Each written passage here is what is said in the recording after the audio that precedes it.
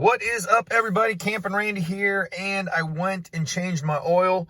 And when I looked in the owner's manual, according to the Honda Ridgeline Sport, the instructions were incorrect.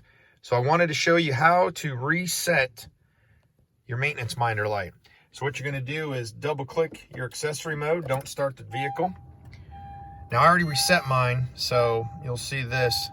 So what we're going to go is scroll through here till we get to oil life. There it is. I missed it. Okay. Then once you get to your oil life, of course, it'll say that you have to change, reset it and all that stuff. So come down here and hold the reset button down for 10 seconds.